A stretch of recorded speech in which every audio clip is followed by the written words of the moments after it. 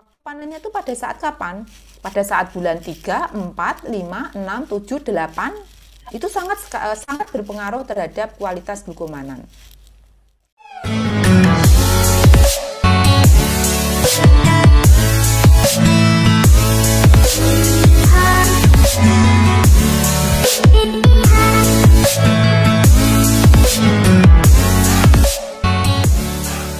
Terima kasih. Assalamualaikum warahmatullahi wabarakatuh. Waalaikumsalam warahmatullahi wabarakatuh. Waalaikumsalam. Pak, selamat siang, salam sehat selalu Bapak dan Ibu peserta webinar. Perkenalkan, nama saya Sri Rahayu. Saya dari Fakultas Teknologi Pertanian Universitas Gadjah Mada. Dalam paparan saya ini, paparan dibuat oleh saya dan juga Prof. Eni Harmayani. Beliau adalah Ketua Tim Peneliti untuk glukomanan dari porang. Ini yang penelitiannya sudah dimulai.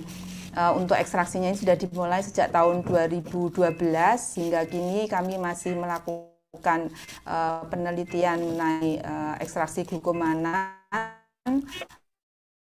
supaya nanti secara distribusi ternyata perlu improvement ya, perlu perbaikan proses untuk supaya proses itu lebih efisien. Ya, maaf Bu Dokter, ini sudah ada tampilan ininya. Ya, baik. Silahkan ini Pak. Diperbesar Pak di slideshow Pak, di slideshow mungkin Pak. Di slideshow. Sudah sekarang. Di slideshow Bapak, bisa? Iya, di slideshow ya. Ya. Ya, masih loading Bu. Ya betul. Yang sebelumnya ya. Nah ini. Oke, untuk paparan saya pada siang hari ini untuk sharing saja ya. Ini tentang glukomanan porang. Kenapa saya tulis glukomanan porang Amorphopulus onchopilus? Karena nanti juga ada yang dari konjek gitu ya. Nah, untuk glukomanan porang ini saya mengangkat tema tentang kualitas dan aplikasinya. Ini kami tulis bersama dengan saya Sri Rahayu dan juga Prof. Eni Harmayani. Next Bapak. Next. Nah, oke. Nah, tadi Pak Ngakib sudah, Pak Ketua P3N sudah menyampaikan tentang porang ya. Sekarang hampir semua orang itu tahu porang itu apa itu ya. Nah, dan karena sudah banyak sekali ya, sudah di telinga itu sudah begitu kata porang itu langsung pertanyaannya harganya berapa gitu nggih Pak Ngakib tadi. Nah, sekarang kenapa toh porang itu kok sekarang menjadi booming, jadi terkenal? Nah, mungkin belum banyak yang tahu ada apa di balik porang sehingga dia bisa menjadi nilai ekonomisnya menjadi tinggi, banyak dicari orang, banyak dicari oleh importer dan sebagainya. Nah, salah satu kandungan porang ininya yang eksotis tadi adalah glukomanan. Jadi dalam porang itu mengandung glukomanan, gitu ya. Mengandung glukomanan. Sekarang glukomanan itu apa? Monggo next Pak. Siapa tadi? Next, mohon slide berikutnya. Nah, glukomanan itu apa? Jadi glukomanan itu apa atau makanan apa atau glukomanan itu? Nah, glukomanan itu adalah intinya serat pangan yang dia larut dalam air dan dapat diperoleh dari umbi tanaman porang. Jadi dari umbi tanaman porang. Jadi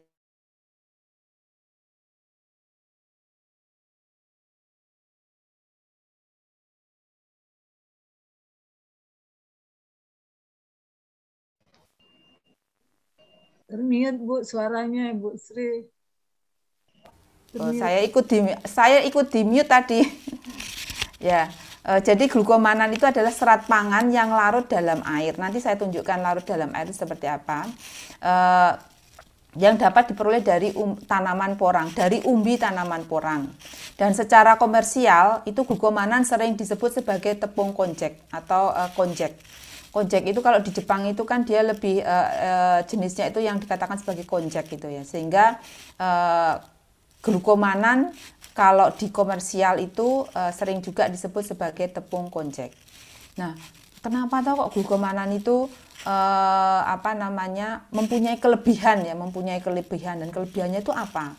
Nah, antara lain adalah dia memiliki kelarutan yang besar di dalam air. Jadi kalau kita mengambil 1 gram tepung glukomanan, nanti saya tunjukkan tepung glukomanan seperti apa di PPT ini ada.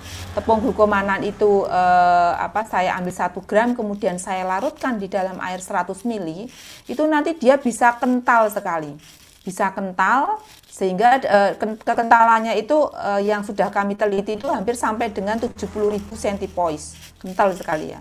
Malah kayak lem gitu ya. Nah, kemudian kelebihan lainnya apa? Si glukomanan ini juga dia mampu menyerap air ya. Jadi kalau kita makanya untuk diet itu dia cukup efektif karena apa? Kita makan sesuatu ya, ada makanan yang kita tambahkan glukomanan itu nanti kita menjadi kenyang ya. Karena apa? Karena dia kan menyerap air, jadi dia ngembang gitu ya. Nah, sehingga sensasi kenyang gitu. Sehingga dia cocok antara lain untuk sebagai bahan atau diaplikasikan untuk sesuatu yang bisa memberikan efek diet gitu. Kemudian juga bisa membentuk gel yang stabil. Jadi misalnya nanti akan saya contohkan gelnya itu seperti apa. Jadi bisa kayak plastik gitu loh. Kalau kita campurkan kemudian kita larutkan dalam air, kemudian kita letakkan di piring gitu ya. Nanti kalau sudah kering itu jadi kayak lapisan film kayak plastik gitu. Nah, si glukomanan sendiri ini dimanfaatkan pada industri, ada industri pangan, ada industri farmasi, dan industri kimia. Mungkin next, Pak. Manfaatnya itu sangat banyak. Nah, ini kalau pada industri pangan itu dia bisa ditambahkan pada mie, sehingga kan ada juga mie shirataki ya, nanti mungkin akan dijelaskan oleh Pak Ibnu ya.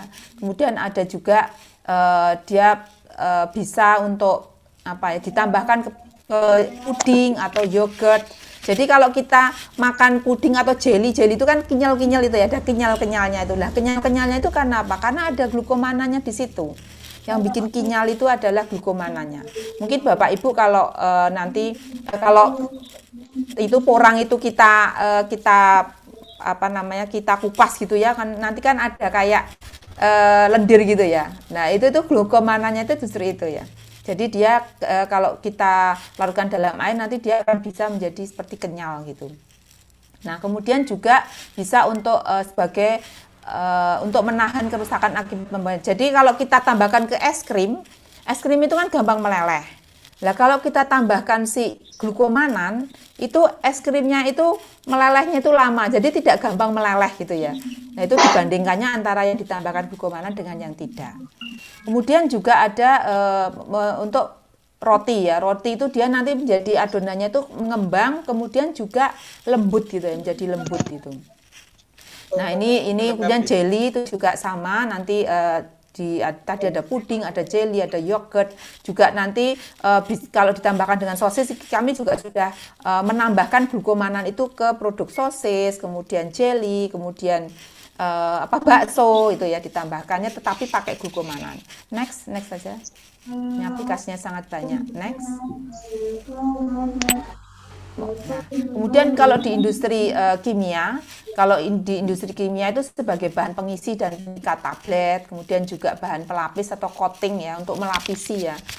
Kalau cat itu tambahkan glukomanan ini bisa sebagai pelapis juga, kemudian sebagai bahan perekat untuk cat tembok, pelapis kedap air dan sebagainya. Kemudian next saja, Pak. Nah, ini kalau di industri farmasi ini tadi yang saya sampaikan antara lain untuk yang diet ya, karena tadi apa, dia mengkonsumsi sedikit saja itu sudah berasa kenyang ya. Karena apa? Karena dia nyerap air terus dia ngembang sehingga sensasi kenyangnya itu ada. Kemudian juga menurunkan lemak dan kolesterol karena dia mengikat kotoran itu ya. Kemudian juga untuk mungkin beberapa pernah saya untuk saput itu loh, untuk sabun itu ya, untuk sabun. Kemudian juga untuk kalau kita vegeta itu ya, vegeta itu ditambahkan, kalau tempat kita ada vegeta itu ditambahkan glukomanan, itu nanti dia akan memperlancar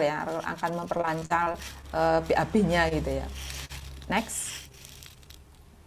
dia mengandung prebiotik. Nah, jadi dari yang tadi saya sampaikan dari tanaman porang, kemudian umbi porang menjadi glukomanan.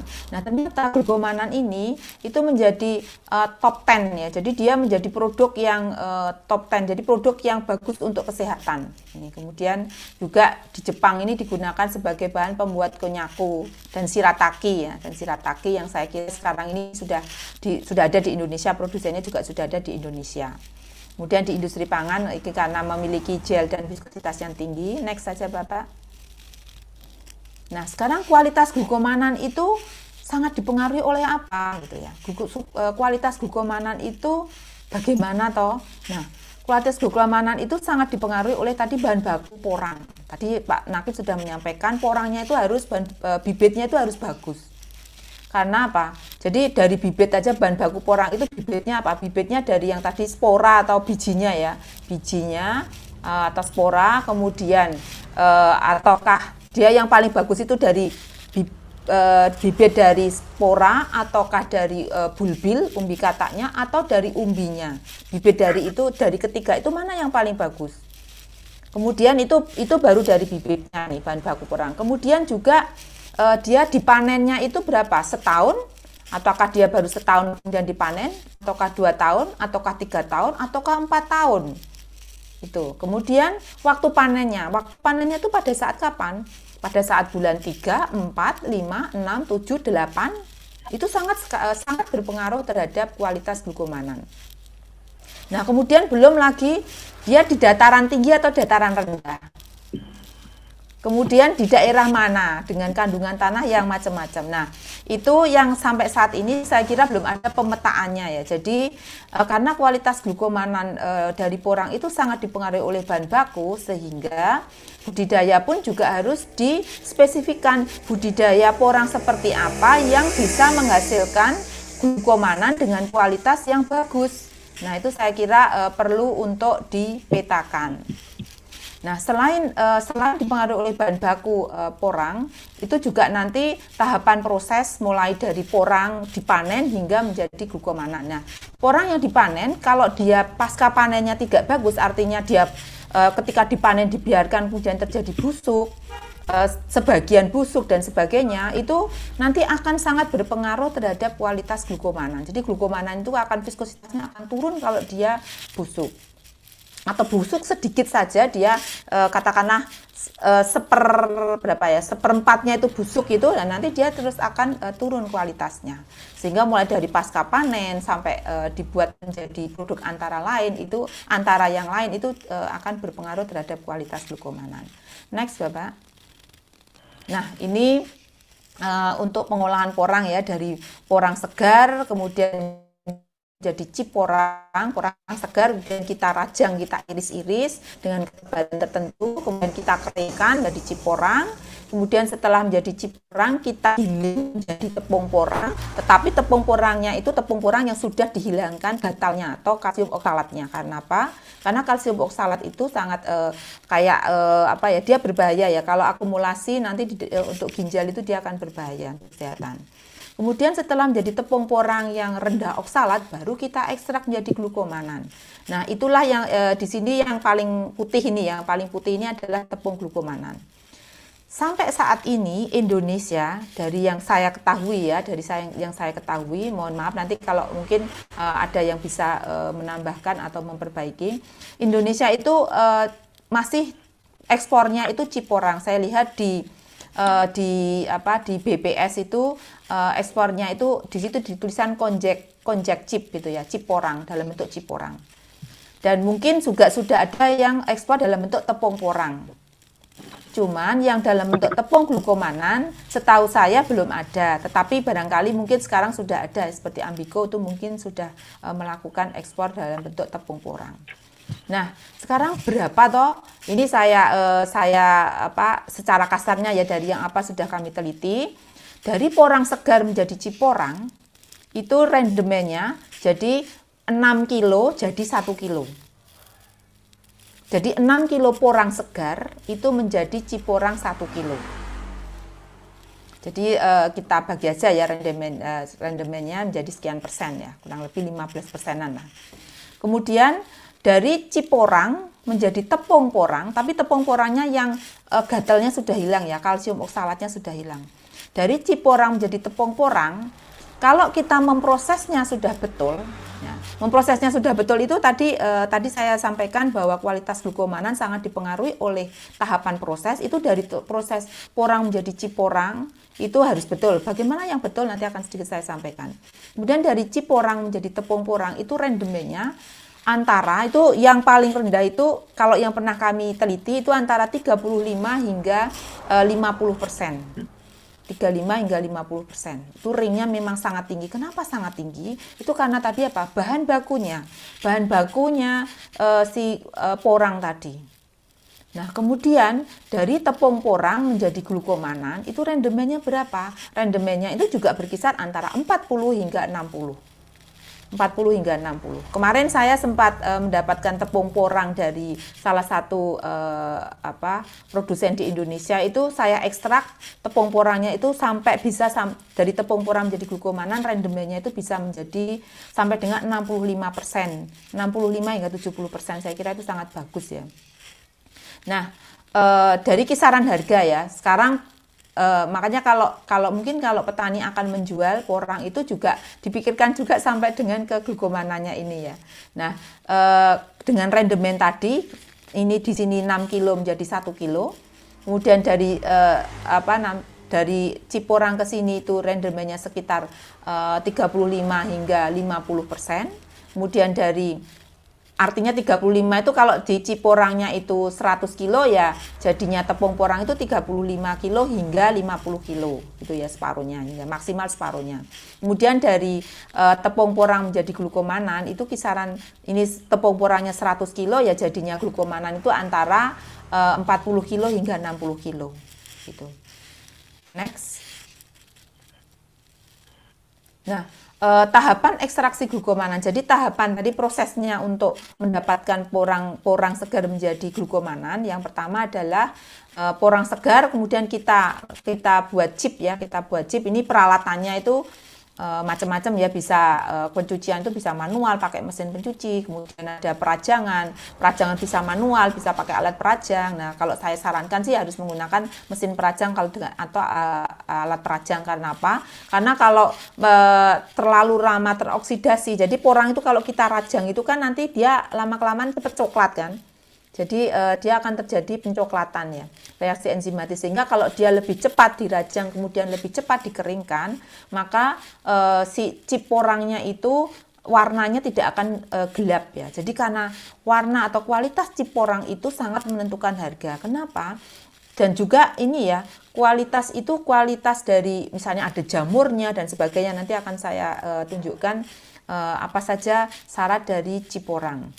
Kemudian dengan tepung porang nanti juga digiling dan dihilangkan oksalatnya. Kemudian dari tepung porang menjadi glukomanan ini ada alat ekstraksinya ya, ada ekstraktornya. Next.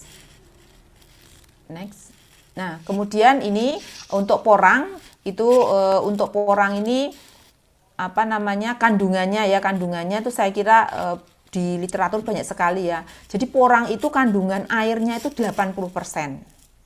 Nah, katakanlah dari 1 kilo kandungan airnya 80%, berarti airnya itu ada 800 gram, ya kan? Nah, kemudian yang 200 gram itu terdiri dari bahan kering, dari pati, manan itu ya glukomanan tadi, serat kasar, gula bebas, oksalat gitu ya. Itu dia 200 gramnya itu isinya macam-macam. Nah, dari 200 gram itu 50% itu isinya glukomanan. Jadi dari 200 gram tadi hanya 100 gram isinya glukomanan. Jadi kalau kita jumlah secara keseluruhan 1 kilo porang itu kandungannya hanya sekitar 8 hingga 10% glukomanan. Gitu. Next. Nah, berikut adalah kualitas atau syarat mutu chip porang. Jadi kalau chip porang ini syarat mutu 1, mutu 2 ya. Mutu 1 itu kadar airnya sekitar 12%, mutu 2 juga sama 12%. Soalnya kalau kurang dari 12% itu biasanya kan kalau industri itu di ini ya patahkan klek gitu ya. Kering patah. Kemudian kadar glukomananya berapa? Kadar glukomananya kalau mutu 1 itu 35%, kalau mutu 2 itu 15%. Dan juga nanti benda asingnya itu maksimal 2% dan cacatnya itu tidak ada ya. Kemudian juga sekarang ini banyak yang ini juga apa namanya, ada PB itu loh, kandungan PB-nya. PB. Kemudian juga itu ada syaratnya. Kemudian jamur itu juga ada menjadi persyaratan ya. Beberapa imported itu mensyaratkan seperti itu, sehingga salah satu kuncinya adalah bagaimana mengeringkan supaya membuat ciporang dengan pengeringan yang dia bisa memenuhi syarat, baik syarat fisik maupun syarat kimiawi maupun ada syarat dari next. Nah, ini kalau kita lihat di sini ekspor porang ya atau konjek ini sangat apa ya, di negara tujuannya itu Cina, Vietnam, Singapura, dan saya lihat kalau yang di Indonesia itu yang dari datanya BPS itu banyak ke Vietnam. Oke, next saja. Nah, kemudian untuk tepung porang, maaf ini kok satu ini tadi PPT-nya bukan yang ini ya Pak, tepung porang. Ini PPT yang, maaf Pak, tadi harusnya PPT yang satunya Pak, bukan ini Pak. Yang saya, next saja, next saja. Ini yang terbaru Bu infonya. Oh gitu, oh ya udah. Sebelumnya aja, yang tadi tepung porang. Nah, tepung porang ini, tepung porang kasar yang dihasilkan dari ini yang dari Kertosono. Ini sebenarnya tadi sudah saya tampilkan, yang terbaru itu saya tampilkan yang punyanya FTP UGM. Itu kami sudah berhasil mengekstrak, membuat tepung porang ini dengan kandungan glukomananya itu mencapai 75,5%. Itu. Kemudian kalsium oksalatnya kami sudah bisa sampai dengan 0,8%. 0,8%. Jadi gatelnya itu sudah kita hilangi hingga 0,8%. Nah, mungkin agak sedikit salah kaprah ya kalau tepung porang dengan glukomanan. Beberapa memang mencampurkan tepung porang itu untuk olahan pangan. Tapi mungkin harus dicek juga berapakah kalsium oksalatnya. Karena apa? Karena kalsium oksalat itu kan gatel. Nanti bentuknya tuh kayak jarum-jarum gitu ya. Oke, next. Next saja. Next Bapak. Nah, ini kalsium oksalat itu bentuknya kayak jarum ini Pak.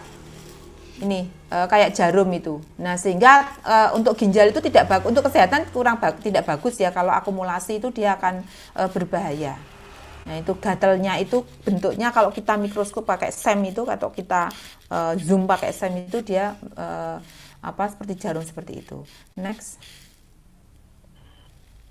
Nah, kemudian ini untuk glukomanan tadi juga sudah saya singgung. Next saja.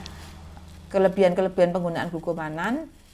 Oh, next Pak. Ini sepertinya balik lagi Pak, itu enggak Pak, itu bukan yang terakhir Pak ini. Nah, ini stop nih. Itu tadi bukan yang terakhir Pak. Next saja. Nah, ini adalah bentuk-bentuk kalsium oksalat pada tepung porang ini seperti ini. Oke, next. Nah, next. Nah, kemudian setelah jadi tepung porang, kita ekstrak menjadi glukomanan. Kalau di UGM sudah berhasil mengekstrak hingga menjadi glukomanan. Glukomanan ini kalau syaratnya di Cina, ini dari Cina itu yang glukomanan secara umum. Kemudian yang kanan itu adalah yang dimurnikan. Itu viskositasnya lebih dari 22.000 centipoise atau CP ya ini ya. Nah, itu grade-gradean ya, jadi ada grade-grade-nya. Itu viskositasnya caranya ngukur gimana? Itu kita larutkan dulu 1 gram glukomanan, kita larutkan dalam 100 ml air, kemudian kita ukur kekentalannya berapa. Viskositas itu kekentalan, jadi kekentalannya itu ada sekian. Itu ini yang standar Cina. Kemudian kandungan glukomanannya itu untuk kadar glukomanannya ya, itu glukomanan dalam persen itu adalah kadar glukomanannya itu untuk top grade itu lebih dari 70%, dan untuk yang sudah dimurnikan itu 85 hingga 90%. Nah, untuk UGM itu sudah berhasil mengekstrak tepung porang menjadi glukomanan dengan kadar glukomanannya adalah 95 hingga 97% itu sudah maksimal yang kami peroleh itu. kadar glukomananya. Yang paling rendah itu 92%.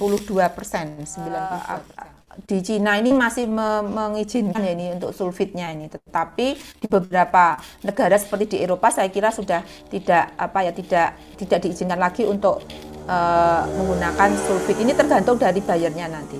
Kemudian kadar airnya sekian, kadar abunya. Nah, next saja Pak.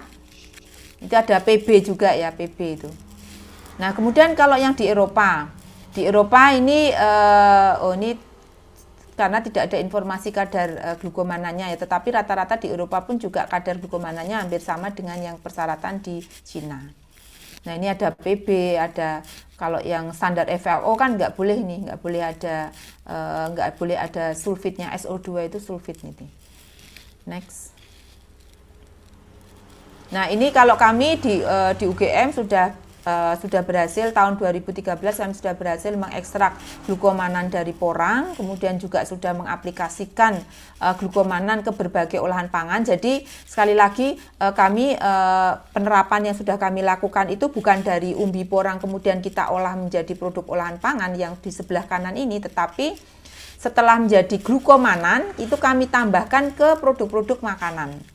Ya, kami tambahkan ke mie, kemudian kami tambahkan ke sosis, kemudian ke ini ada ada saus. Saus itu kalau kita tambahkan glukomanan itu nggak gampang mencair.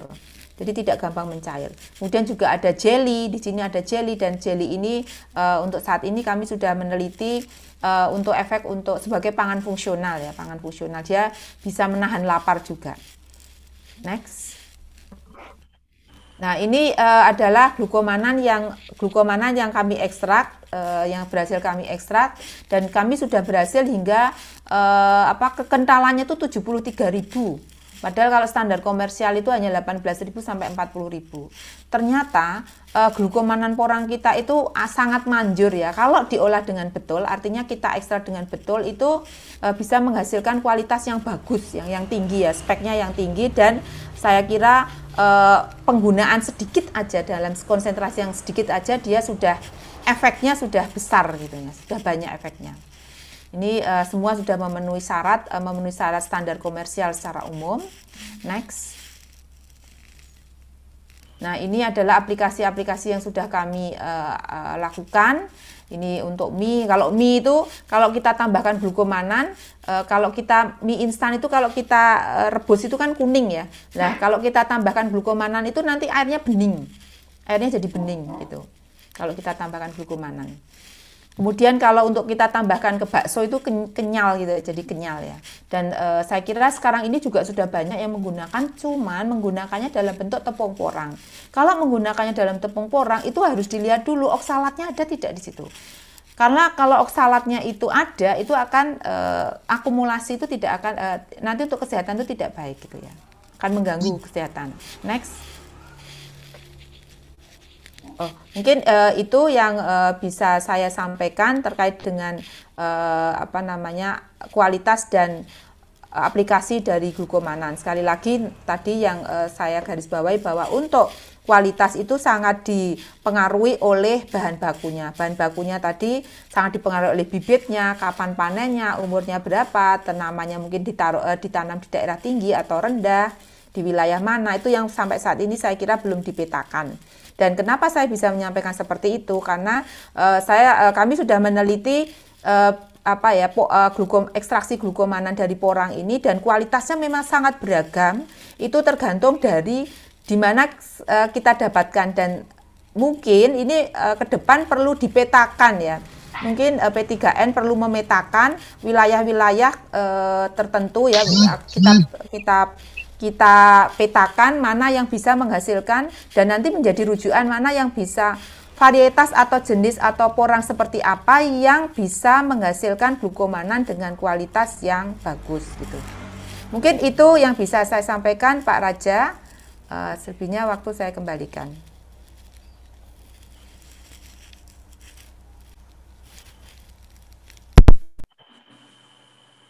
Ini udah mandi loh Pak. Ibu, ganti lagi. Ya. Mohon ini Bu, bertanya ini, sedikit tanya. Ya. Kalau beda lokasi daerah itu kira-kira hasil glukomannya sama nggak Bu? Kira-kira? Ya, saya kira semuanya itu tergantung dari ini Bapak. Jadi semuanya tergantung dari, bisa saja terjadi berbeda ya, bisa saja beda itu pasti ada glukomananya akan beda itu pasti ya. Itu juga tergantung dari bibitnya itu dari apa. Karena tadi dipengaruhi oleh bibitnya itu dari apa? Dari spora kah? Atau dari umbi bulbil umbi katak kah?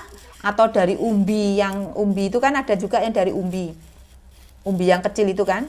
Nah itu kemudian juga panennya itu pada bulan